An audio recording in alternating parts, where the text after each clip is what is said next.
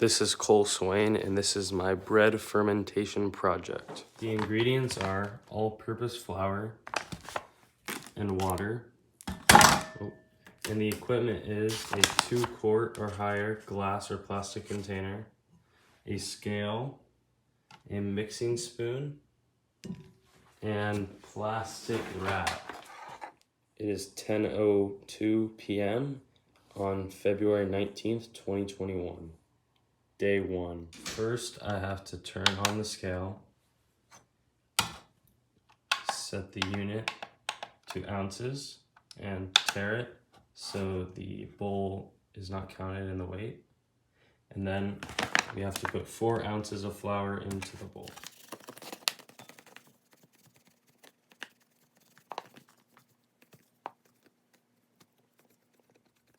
Okay, I've weighed the flour into 4 ounces, and now I'm gonna put it into my 2-quart or higher container. Now we need 4 ounces of water to add to our mixture, and we've set the scale to 0.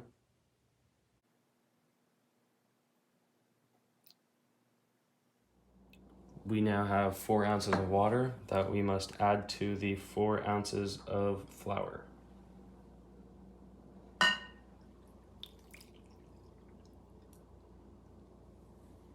Now we have to mix the 4 ounces of flour and the 4 ounces of water into each other and combine them.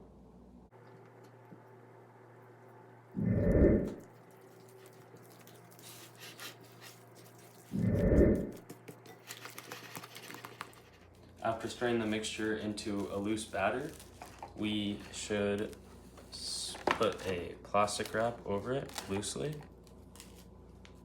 Make sure that there's no air coming in. We're now going to take our mixture and keep it in a room temperature condition for about 24 hours. For example, here. It is 9:36 p.m. on day 2, February 20th, and the mixture is forming bubbles.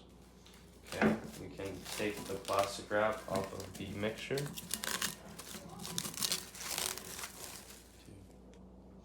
We're gonna have to redo the process we did yesterday. So set our scale to ounces and set it to 0 with the bowl. We need to get 4 ounces of flour again.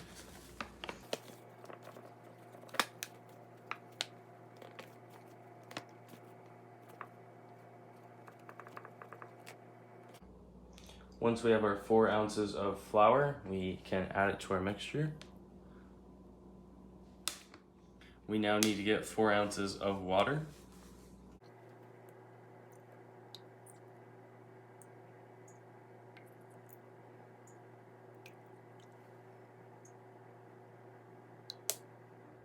We now have to add the 4 ounces of water and stir.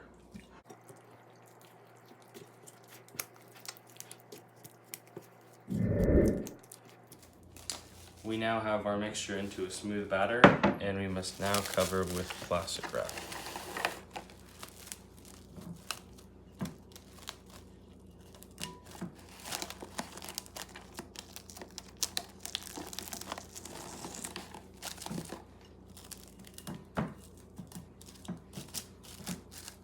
Now we must keep it in a room temperature area until day 3.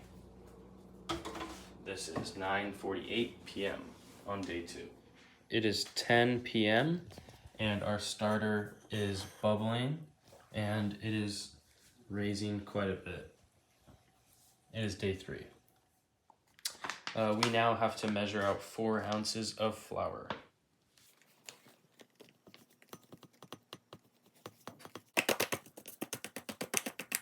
Now I'm going to add 4 ounces of flour to our mixture. We're now going to measure out 4 ounces of water.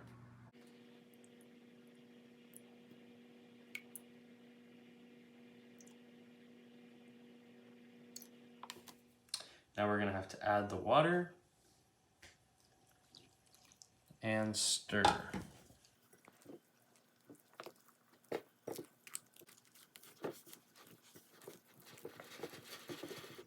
It's 10:10 p.m. on day 3, February 21st. And now we need to wrap our mixture, our starter, in plastic wrap. Make sure no air can get in. And keep it in a room temperature area for about 24 hours again until day 4. It is 10:16 p.m. day 4 of February 22nd. Our bread is decreasing in bubbles, but there's still bubbles. They're a little bit smaller, but there's definitely a clear smell going on. Unfortunately, I'm missing my camera person, so we're gonna have to do this myself. We're gonna have to turn our scale on. Make sure we set it to ounces. We have our tare, and now we have to add the flour.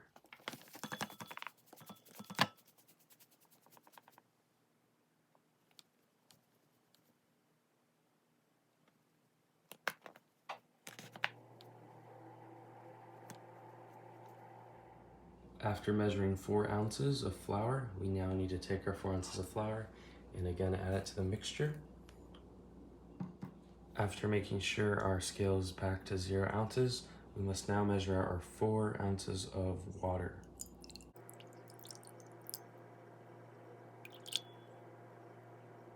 Next step is to add our water to our mixture.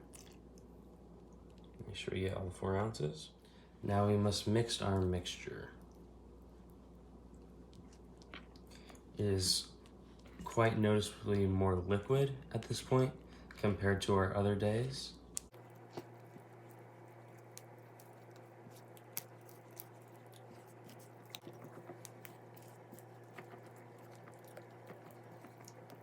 After mixing our batter, we must now put the plastic wrap back on.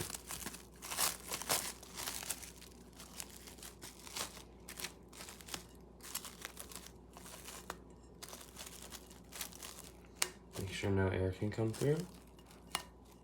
Day 4, 10:27 p.m. We now need to keep our batter in a room temperature situation for about 24 hours. It is 9 p.m. on day 5. The starter is doubled in size and bubbles are increasing and it is ready to use to make our bread. We are now going to begin the process of making sourdough focaccia bread. Now we need to measure out 100 grams of our starter that we made onto our scale that we have set to 0.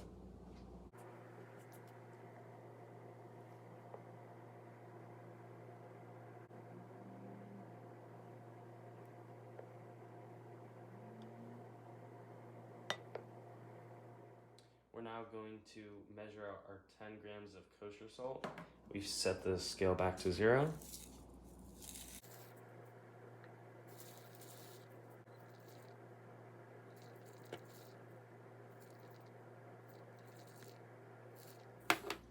We're now going to add our 100 grams of starter and 10 grams of kosher salt to our bread mixing bowl. Now we need to measure out 440 grams of water.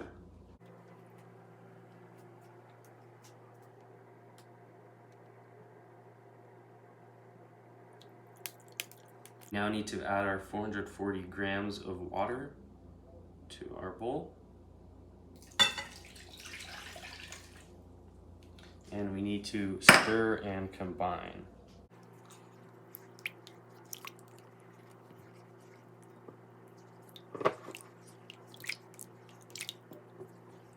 I now need to measure out 512 grams of bread flour, which I have here.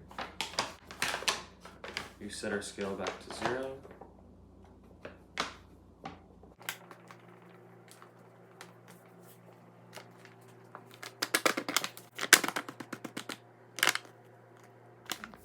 We now need to add our 512 grams of bread flour.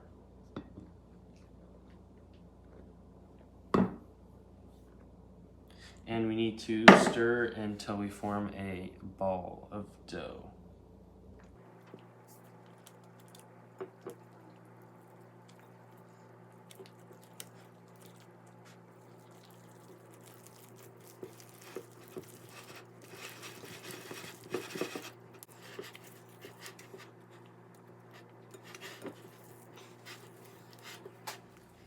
We now have to put this towel over our bread dough, and we're gonna have to wait about 8 to 18 hours, and we're probably gonna end up taking about 18 hours to about 3 o'clock on day 6.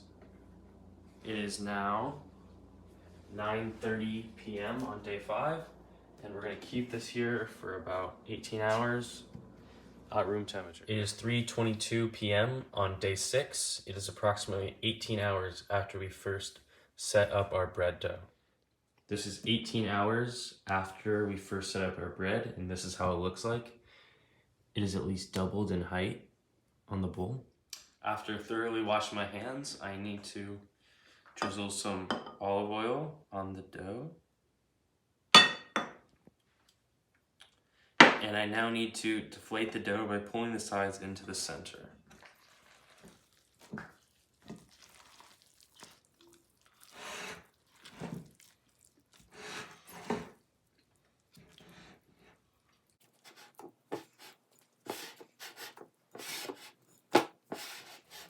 We now must butter a 9x13 pan.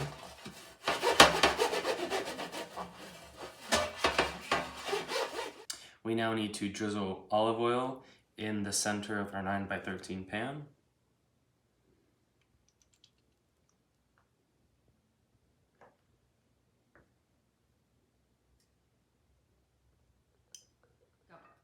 We now need to put our dough here onto our pan.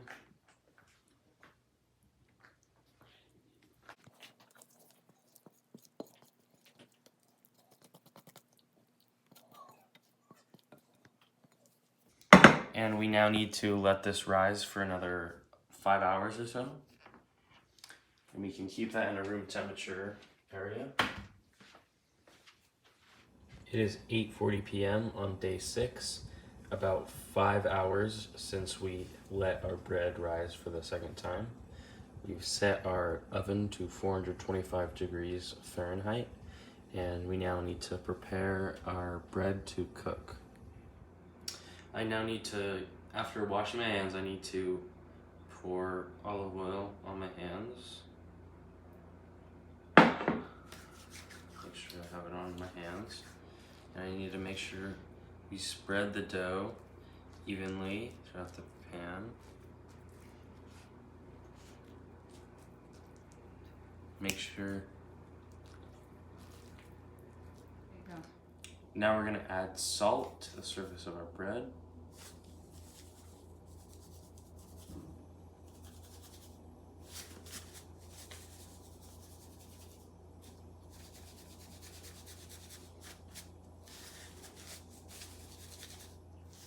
I'm not gonna put this in the oven. We're gonna bake this bread for 25 minutes at 425 degrees Fahrenheit.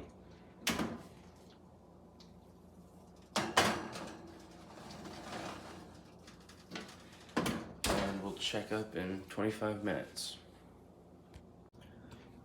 25 minutes is up. We can now get our bread out of the oven. Nice. Our bread is looking really good. So as of 9:17 p.m. on day 6, our bread is fully complete. And tomorrow, Thursday, we should be able to give our bread to you, Miss Boyer. It should be Thursday, February 25th. And our process is complete. Fermentation is important for a cell because it is able to harvest chemical energy without oxygen or the electron transport chain. The main purpose of fermentation is typically to convert NADH back into NAD+, so that NAD+ can be used in glycolysis to create ATP when the electron transport chain cannot be used due to a lack of oxygen. There are 2 types of fermentation. There's alcohol fermentation and there's lactic acid fermentation. While making our starter and our bread, we witnessed alcohol fermentation. So as I said, the purpose of alcohol fermentation is to replenish the NAD+ supply in order to allow glycolysis to continue. So pyruvate will be converted into ethanol. And in this first step, the pyruvate will release a CO2 and become a 2-carbon molecule called an acetaldehyde. So it goes from a 3-carbon to a 2-carbon. And in step 2, the acetaldehyde will become ethanol. This happens because NADH will reduce the acetaldehyde into ethanol and thus create an NAD plus molecule that can be used again in glycolysis. In terms of our bread making, or our starter in particular, we see our bubbles form and we see them increase as we feed our starter. This is because the yeast in our mixture is actually going through alcohol fermentation. So we see the bubbles are the CO2 that the pyruvate releases. So as we see this pyruvate release its CO2, we see bubbles form. This also makes sense because the ethanol is being created, and that is honestly what leaves the smell. There's clearly a smell when you make the starter, and the more and more you feed it, the more and more you can smell. It's just like an odd, like pungent almost smell. In addition, while making our starter, it noticeably rised when we went from day 1 to day 2, day 2 to day 3. When we check up on our starter 24 hours later, we see that the height itself of the starter in the bowl would almost double. This was because not all of the CO2 rose to the top and came through bubbles. A lot of it was trapped inside and forced the mass of the starter to actually increase in height. Have a nice day, Miss Boyer. Hope you like my bread. It might have been bad, but I hope it was good.